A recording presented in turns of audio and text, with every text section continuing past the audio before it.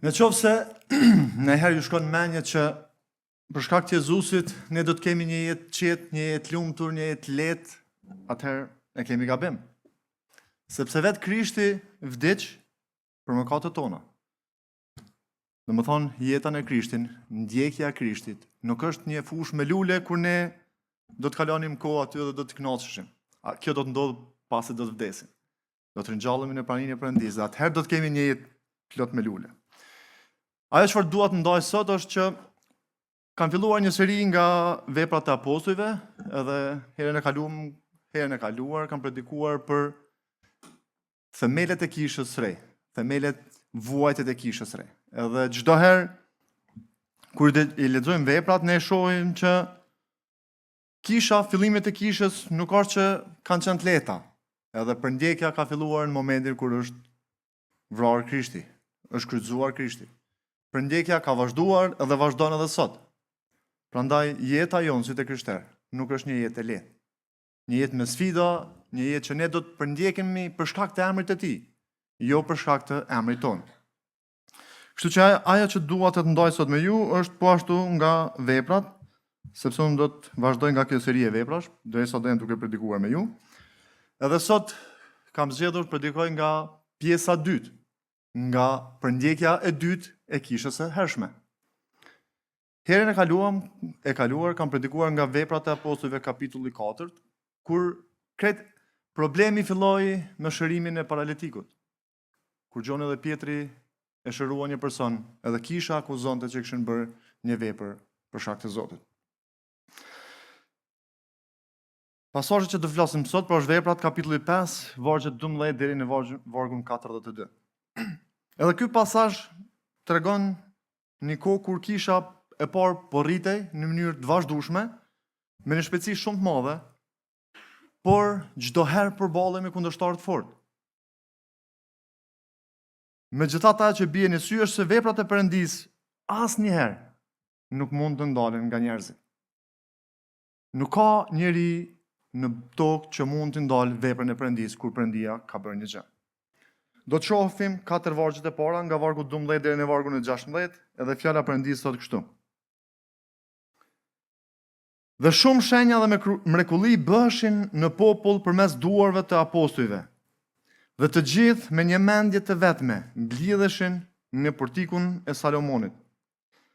Dhe asnjëri nga të tjerët nuk guxonte të bashkohej me ta, por populli i lartësonte. Por Zotit i shtohej një numër gjithnjë e më i madh, besimtarësh, turma burrash dhe grash. Aq sa i binin të sëmurët në rrugë, i vinin në shtroj dhe në shtretër, që kur të kalonte Pietri të paktën hija tij t'i mbulonte ndonjë nga ata. Por dhe një turm nga qytetet përreth mblidhej në Jeruzalem dhe silte të sëmurët dhe ata që mundoheshin nga frymat e ndyra dhe të gjithë shëroheshin. Perëndia vepron në fuqi përmes besimtarëve. Apostujt kryenin vepra, kryenin shenja, mrekulli, saqë njerëzit vetëm pse kishin dëgjuar se apostujt do të ishin atë pjesë, ata i sillnin ata të sëmurët aty. Ata i dinin sepse këta persona ishin me Perëndin. Dhe këta persona po bënin mrekulli për shkak të Perëndisë. Prandaj i sillnin sepse e dinin që në qoftë se vetëm hija e tyre do t'i prekte, ata do të shëroheshin. Ky është besimi që këta njerëz e kishin. Sepse e kishin parë me sytë e vet, kishin dëgjuar nga njerëz të tjerë, sepse apostujt po bënin mrekulli. Por ata e dinin që këta nuk i bënin për shkak të tyre, por për shkak të Krishtit. Sepse Krishti ju tha, kur u ngjit në qiell, që ju do të bëni gjëra edhe më të mëdha se unë, për lavdinë e emrit tim. Ajo çfarë është interesant që vargu na thotë që kur ne ecim me bindje, fuqia e Perëndisë manifestohet. Pra kur ne e kemi këtë bindje, fuqia e Perëndisë manifestohet me mrekulli. Tani ne mund të themi, po pse ne nuk mund ta bëjmë këtë sot? Edhe sot mund ta bëjmë. Ne duhet të lutemi për dikant që është i sëmurë, ne duhet të manifestojmë Perëndin dhe të lutemi që Perëndia ta shërojë ose të bëjë një mrekulli. Ne shpesh herë kur kemi nevojat tona, kërkesat tona, ne shpesh herë i qesim një listë dhe shkona përpara Zotit dhe thona Zot, këto janë kërkesat e mia. Po asnjëherë ne nuk shkojmë përpara Zotit edhe themi Perëndi, ky jam unë. Le të bëhet vullneti yt dhe dëshirat e tua për jetën time. Jo ne t'i vendosim dëshirat tona të para përpara Perëndis. Ajo çfarë është më rëndësishme është që nuk është fuqia e apostujve që i bën këto shërime, por është fuqia e Krishtit përmes tyre. Një pyetje që mund të vlej për ne sot është: a jemi ne të gatshëm? A jemi ne sot të hapur për këtë gjë? Që Perëndia të bëjë mrekulli përmes nesh. Vargu 17 dhe 18 thotë: atëherë u ngrit kryeprifti dhe të gjithë ata që ishin me të, domethënë sekti i saducenjeve, dhe u mbushën me smir, dhe vun duart mbi apostujt dhe i futën në burgun publik. Suksesi shpirtëror i apostujve, po edhe ndonjëherë, edhe yni, jo çdo herë shihet si mrekulli. Çdo herë, shpesh herë sjell kundërshtime të mëdha. Sepse kryeprifti dhe saducenjet ishin xheloz për Pietrin dhe apostujt tjerë. Pse? Sepse këta po bënin mrekulli dhe ky si kryeprift që ishte nuk arrinte të bënte këtë gjë. Saducenjet që ishin si të njohës të mirë të shkrimeve, si nuk mund të bënin asnjë gjë. Por këta apostujt që ndoshta as ndonjë ditë shkolle nuk e kishin, arrinin të bënin këto mrekulli. Prandaj kjo xhelozi ishte për shkak të fuqisë së tyre. Pra, rritja shpirtërore shpeshherë sjell edhe rezistencë dhe përsekutim edhe ndaj nesh. Dhe ky kundërshtim nuk është që është një shenjë dështimi për apostujt, por një shenjë që ata po bënin veprat e mira për shkak të Krishtit. Por shpesh herë kur ne ndodhemi në vështirësi, ne prapë se prapë duhet të kthehemi te Perëndia. Apostujt edhe në gjykimin e parë u rrafën, u burgosën, por asnjëherë nuk e harruan Perëndin. Dhe ata çdo herë vazhdonin të luteshin Perëndis: Zot, na jep një mendje të hapur, Zot, na jep një mundësi për ndarë më shumë nga fjala jote. Zot, na përdor për lavdinë e emrit tënd. Edhe ajo çfarë do të shohim tani nga vargu 19 deri në 21, fjala thot: por një engjëll i Zotit natën i hapi dyert e burgut, i nxorri jashtë, e tha: shkoni, paraqituni në tempull dhe i flisni popullit të gjitha fjalët e kësaj jete. Dhe ata, si dëgjuan këto, hynë në tempull, kur zbarte dita dhe dhanë mësim. Por kur erdhi kryeprifti dhe ata ishin me të thirrën bashkë Sinedrin dhe të gjithë pleqt e bijtë e Izraelit, pastaj dërguan rejtarët në burg për të sjellë apostujt. Pra, ajo çfarë shohim në shkrim është se këta ishin burgosur edhe Perëndia dërgoi një engjëll dhe i nxorri nga aty. Pra Perëndia mund t'i hap dyert që askush nuk mund t'i hap. Engjëlli i Zotit i çliroi apostujt dhe u tha: vazhdoni të predikoni atë çfarë u tha Krishti. Sikur këta të mos ishin sigurt për atë çfarë po bënin, këta do të dorëzoheshin dhe nuk do të vazhdonin. Por engjëlli vetëm sa e konfirmoi punën e tyre. Engjëlli nuk i tha: shkoni, mshefoni dhe mos i vrizni se prap ju burgosin. Engjëlli i tha: shkoni dhe vazhdoni po atë punë që ishit duke bërë. Kur Perëndia ka një plan, si për apostujt, si për ne, dhe më thonë shkrimi na thotë që as burgu nuk mund të ndaloj.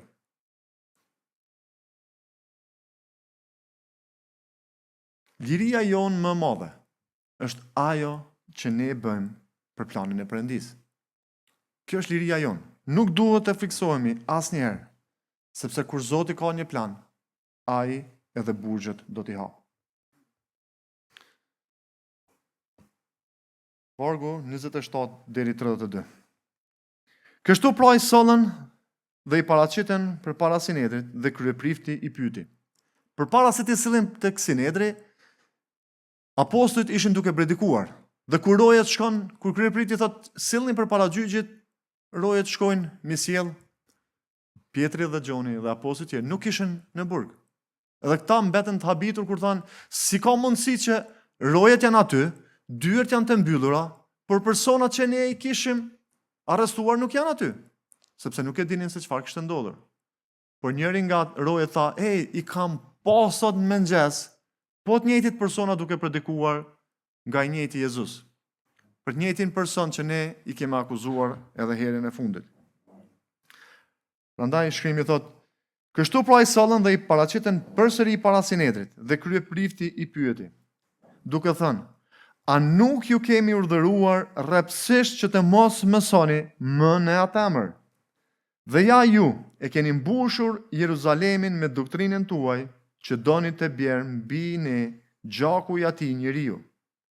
Por Pietri dhe apostujt duke u përgjigjur thanë, duhet të bindemi Perëndis më shumë se sa njerëzve.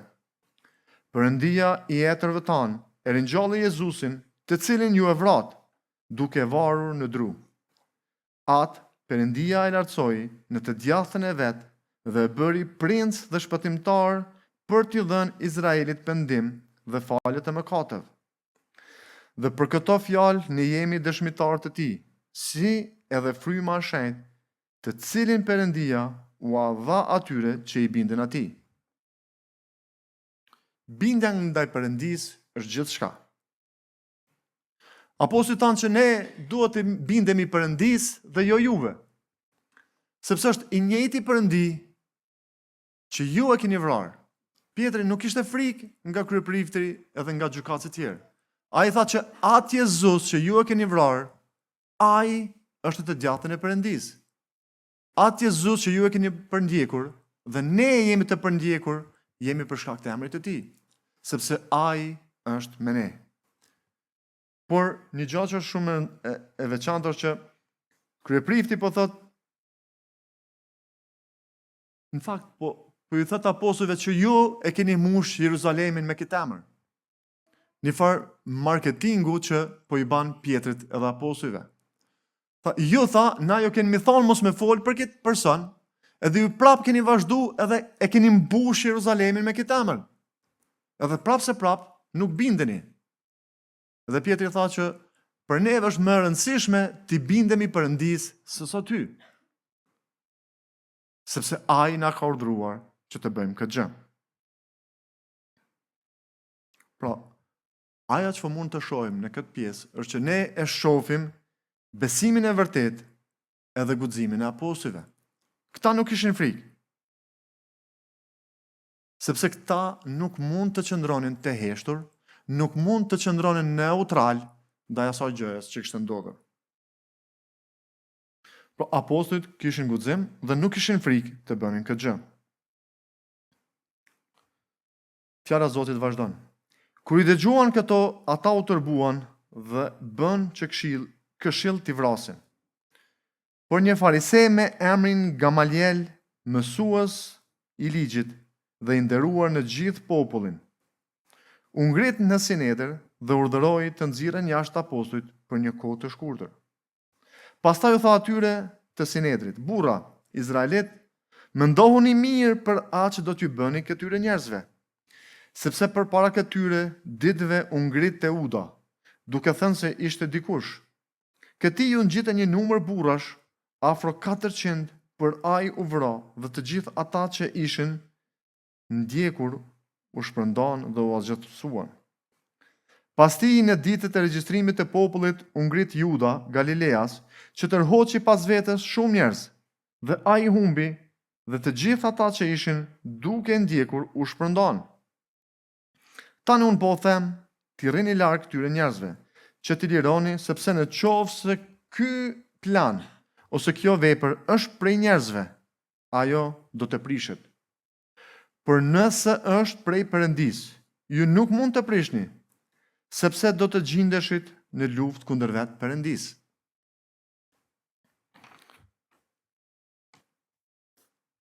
Gamalieli nuk është që ishte i krishterë, nuk ishte besimtar i krishterë që beson të këtë gjë.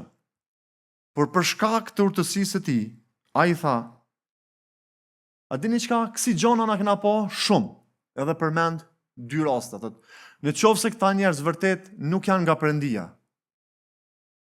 Në qoftë se Pietri, Gjoni dhe këta që janë kryesorë që po udhëheqin këtë pjesë, në qoftë se do të vriten, në qoftë se do të vdesin, kjo gjë do të shuhet. Kështu që leni të lirë, mos i vrisni, sepse në qoftë se është nga Perëndia, atëherë ne do të ngjendemi përballë Perëndisë. Në qoftë se kjo çfarë ata po flasin është me vërtet prej Perëndisë, edhe është nga Perëndia, atëherë ne do të jemi duke luftuar Perëndin. Kështu që për ne të luftojmë Perëndin është e pamundur. Prandaj le t'i lëm, le të shohim çfarë po ecë, ti rrahim pak, edhe pastaj në rregull jemi.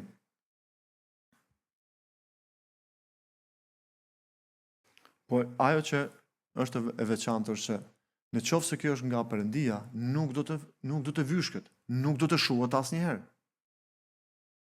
Prandaj Sinedri dhe ata të tjerët, shkrimi thotë, kur i vun veshin dhe mbasi i thirrën apostujt, i rahën u dhan urdhër të mos flasin më në emër të Jezusit. Pastaj i liruan. Kështu ata u larguan nga faqja e Sinedrit dhe u gëzuan sepse qenë çmuar të denj të fyhen për emrin e Krishtit. Dhe çdo ditë në tempull e në shtëpi nuk pushonin duke mësuar dhe duke shpallur lajmin e mirë që Jezusi është Krishti. Pra gëzim në mes të vuajtjes. Këta u rrafën për shkak të Krishtit. Dhe këta e quan si gëzim për veten e tyre. Gëzimi i vërtet nuk varet se në çfarë rrethana jeton, në çfarë rrethana je. Por rrethanat e besimit bëjnë që ky gëzim i fortë të vazhdon edhe në dhimbje. Pavarësisht se këta ishin rrafur dhe ndoshta kishin dhimbje, po këta e quan veten të denj që për shkak të Krishtit u rrafën. Këta quan veten të denj se për shkak të Krishtit vuajtën. Kjo pra është përndjekja e dytë që ndodhi kishës. Dhe shkrimi thotë që ata nuk u ndalën. Edhe pas kësaj rrafjes së dytë që ndodhi për ta, vazhduan prapë të mblidheshin në shtëpi, në sinagoga, në çdo vend që të shpallin fjalën e Perëndisë.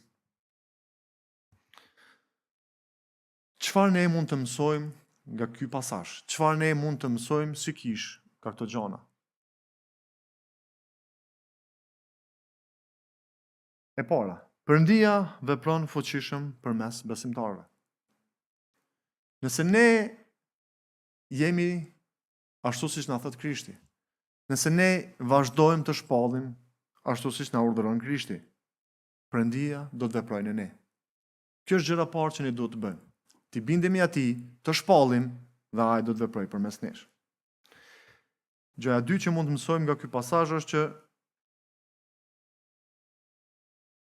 përndjekja nuk ka fundi, por pjesë e rrugës. Kur ne përndjekemi, nuk duhet të dorëzohemi. Kur ne përndjekemi, nuk duhet ta lëmë dhe të ndalemi. Përndjekja për ne, për apostujt dhe gjithë ata që do të vinë edhe pas nesh, është pjesë e një rruge që ne kemi zgjedhur të ndjekim Krishtin. Gjëja e tretë është që bindja ndaj Perëndisë është mbi çdo gjë. Pietri tha, nuk mund të bindem ty, kryeprift edhe Sinedrit, por unë do të bindem Perëndisë. Sepse atë Krisht që ju e vrat, unë tani e përjetova. Unë e kam prekur, unë kam njëtuar me të. Prandaj, bindja ndaj Perëndisë duhet të jetë mbi çdo gjë. Gjëja e katërt që ne mund të mësojmë nga kjo pjesë është që e vërteta nuk mund të ndalet. E vërteta për Krishtin nuk mund të ndalet asnjëherë. As burgjet nuk do të ndalin fjalën e Perëndisë. Kështu që ne duhet të ndajmë këtë lajm. Dhe gjëja e fundit që ne mund të mësojmë nga ky pasazh është që gëzimi në Krishtin është më i fortë se çdo vuajtje. Çdo përndjekje, çdo vuajtje që ne do të kemi, ne duhet kujtojmë se Krishti është mbi të gjitha. Se ne po vuajmë për shkak të Krishtit, jo për shkak të vetes tonë. Kështu që si thash edhe në fillim, jeta në Krishtin nuk është e lehtë. Nuk është një fushë me lule. Ne do të vuajmë, do të përndjekemi për shkak të emrit të Tij. Ne do të përndjekemi për shkak se ne duhet të vazhdojmë urdhërin e Tij. Ne duhet të ndajmë fjalën e Tij. Misioni jon, puna jonë është ne të ndajmë Krishtin, dhe jo çdo person do të pranojë atë. Por ajo çfarë unë dua të them edhe për vetë është që shpesh herë kur ndaj Krishtin me të tjerët është që ndoshta ka persona që disa herë kam ndarë Krishtin me ta dhe tham që shiqo, ndoshta e kam tepruar me 100 herë duke ndarë Krishtin me ty. Por unë dua të jemi sigurt që nesër kur takohemi përpara Perëndis, Zoti do të bëjë një pyetje. Përse nuk i besove qëndrimit për atë që të tha? Përse nuk i besove atij për atë çfarë ka përjetuar? Çka ke prit më shumë ti nga unë që të shfaqem? Ky është mesazhi që ne duhet të dhëmë. Pra të veprojmë sipas Perëndis, do të përndjekemi, të bindemi atij në çdo gjë, e vërteta nuk do të ndalet, dhe gëzimi jon është më i fortë se çdo vuajtje. Le të lutemi. Perëndi, ne të jemi njohur Zot që Ti je Perëndi i dashur. Ti je një Perëndi që edhe vetë ke vuajtur Perëndi, dhe ne do të vuajmë, do të përndjekemi për shkak të emrit Tan, Perëndi shet Zot. Perëndi, faleminderit që ne mbledhemi të adhurojmë, të lavdërojmë Ty, o Perëndi shet Zot. Faleminderit Zot për çdo person që është tu sot Zot, edhe ata që s'kan ardhur më Perëndi. Lutem vërtet Perëndi që jesh duke i bekuar, duke kujdesur për ta, duke ndriçuar rrugët e tyre Perëndi shet Zot. Faleminderit Perëndi që ne kemi besimin e Ty Zot, edhe ne pranojmë vuajtjet si një gëzim Perëndi për shkak të emrit Tan Zot. Faleminderit Perëndi që ne në emrin Tënd kemi jetë të përjeshme Perëndi shet Zot. Zot lutem na beko edhe na udhëheq në çdo hap Zot. Fol Ti përmes gojave tona Perëndi shet Zot. Edhe bëj që fytyra jote të shfaqet në fytyrat tona Perëndi shet Zot. Në emrin e Krishtit lutemi Perëndi. Falenderojmë Ty o Ti dashur. Amen.